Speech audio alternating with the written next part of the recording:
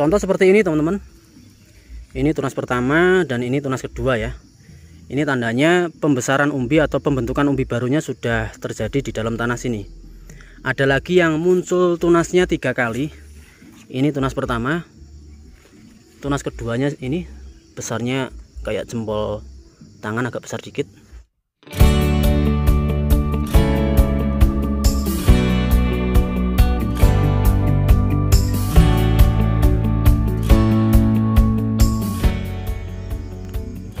Assalamualaikum warahmatullahi wabarakatuh. Halo teman-teman, jumpa lagi dengan saya di AHM Farm Channel. Salam santun, salam sukses buat teman-teman petani porang di seluruh Indonesia dan juga buat teman-teman petani yang lain. Semoga selalu diberikan kesehatan dan dilancarkan segala urusannya, amin. Seperti biasa teman-teman, hari ini saya sudah berada di lahan. Ini sore hari, ini tadi baru turun hujan.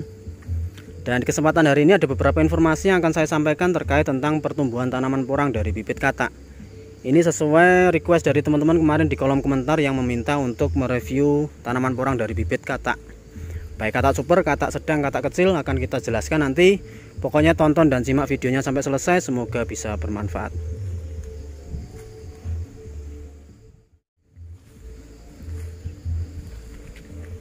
Oke teman-teman, kita lihat dulu ya pertumbuhan tanaman porangnya seperti ini. Mohon maaf ini ada backsound ya, karena tetangga sebelah ada yang punya hajatan, jadi suaranya masuk sampai video ini ya. Oke, seperti ini kondisinya teman-teman. Untuk daunnya cukup seger-seger, bisa teman-teman lihat ini. Tunas pertama sudah menghasilkan biji katak.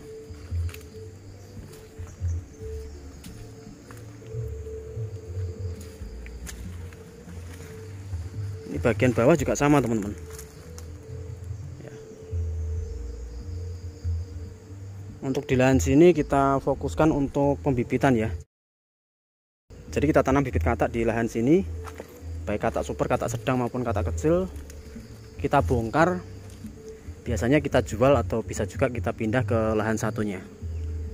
Ini juga sama teman-teman.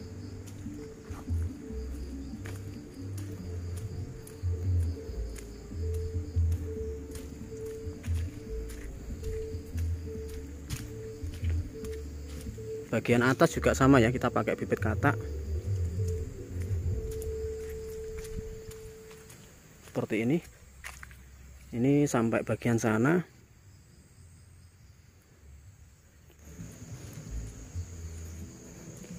Oke, coba kita lihat di bagian sini teman-teman. Buat teman-teman yang tahun ini menanam dari bibit katak, baik katak super, katak sedang maupun katak mini, monggo ini bisa disimak, mudah-mudahan nanti bisa memberikan manfaat ya. Baik cara perawatan, pemupukan, dan antisipasi apabila kena hama teman-teman. Memasuki bulan Februari awal ini rata-rata tanaman porang baik dari bibit katak maupun dari bibit umbi itu sudah memasuki fase generatif. Fase generatif tanaman porang itu muncul umbi baru atau pembesaran umbi yang ada di dalam tanah sini teman-teman ya. Menyerap umbi yang sudah kita tanam atau bibit katak yang sudah kita tanam di dalam tanah sini. Dan untuk tanaman porang dari bibit katak itu rata-rata tumbuh tunasnya lebih dari 1 ya. Jadi di sini kalau teman-teman lihat kok banyak sekali, ini buat pemula ya, kok banyak sekali ya batangnya. Padahal pada saat awal penanaman kita tanam hanya 1 bibit ya. Jadi untuk tanaman porang itu sekali kita tanam itu tumbuh tunasnya itu bisa sampai 3-4 kali teman-teman. Rata-rata biasanya kalau dari bibit katak sedang itu 3 kali, kalau katak super itu 2 kali. Bisa teman-teman lihat di sini ya. Jadi satu lubang sini munculnya 2, ada yang 3 juga di sini teman-teman ya. Rata-rata kalau untuk di bulan Februari ini masih muncul 2 tunas. Ini menandakan ketika muncul tunas baru, ini di dalam tanahnya mulai muncul umbi baru juga. Jadi memasuki fase generatif. Mudah sekali untuk melihat tanaman porang yang kita tanam dari bibit katak ya. Jadi kalau sudah muncul tunas baru, berarti ini tandanya di dalam tanah ini sudah mulai muncul umbi baru atau pembesaran umbi. Dan pupuk yang cocok pada saat pertumbuhan seperti ini ya pastinya pupuk yang banyak mengandung unsur kalium teman-teman. Tapi dilihat juga di bagian daunnya ya, seperti ini. Kalau di bagian daun ini rata-rata sudah seger, sudah hijau-hijau. Kita lihat bagian sini sudah hijau-hijau seperti ini. Nah ini teman-teman, ini cukup ketika memasuki fase generatif ini kita kasih pupuk yang banyak mengandung unsur kalium. Untuk pupuknya apa, ini tergantung dari petani masing-masing. Takutnya kita menyarankan malah nanti kurang cocok ya. Di bagian sini juga sama teman-teman ya.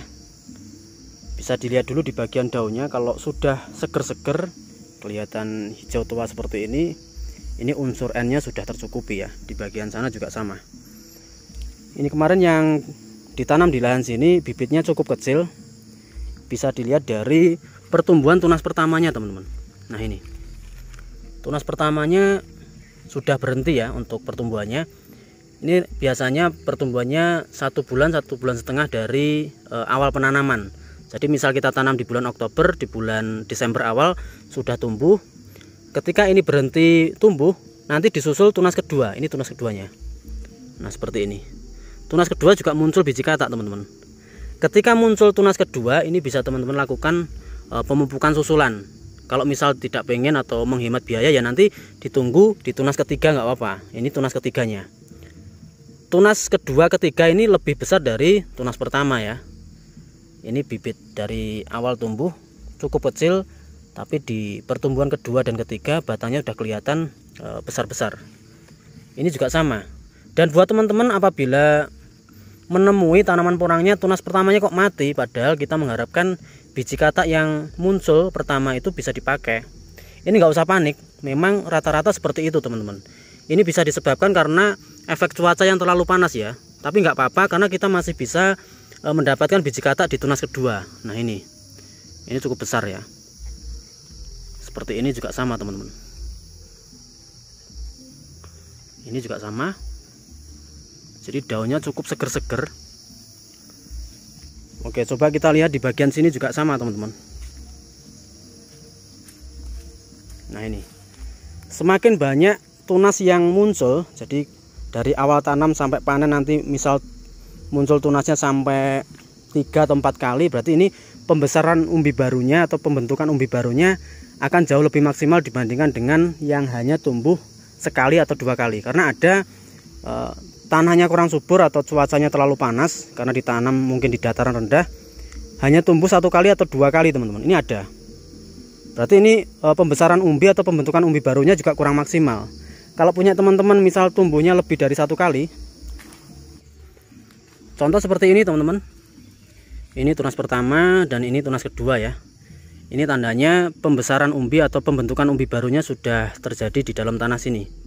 Ada lagi yang muncul tunasnya 3 kali. Ini tunas pertama. Tunas keduanya ini besarnya kayak jempol tangan, agak besar dikit. Ini juga muncul biji katak lagi di bagian pertemuan tangganya. Daunnya juga cukup seger-seger. Di sini muncul tunas ketiga. Ini menandakan sudah terjadi pembesaran umbi atau pembentukan umbi baru di dalam tanah sini teman-teman. Ini bisa kita kasih pupuk susulan yang banyak mengandung unsur kaliumnya ya. Bagian sana juga sama, tunas ketiga sudah mulai muncul. Ini memasuki fase generatif ya.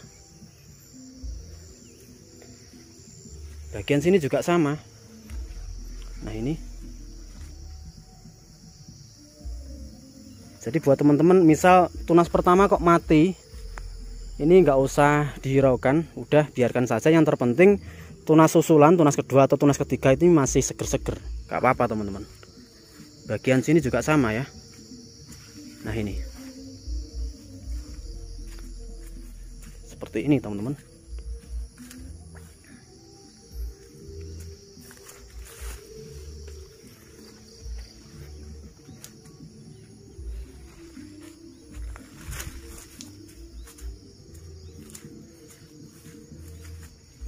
Rata-rata sudah mulai muncul tunas kedua dan tunas ketiga ya.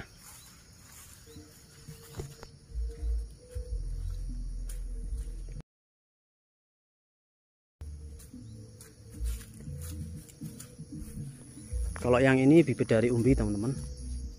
Untuk pertumbuhannya ya cukup subur, hampir sama dengan di lahan satunya ya.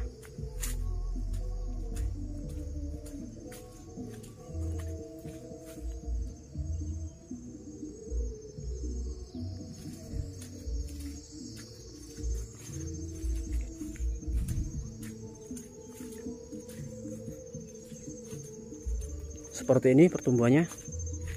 Ini di bulan Februari awal.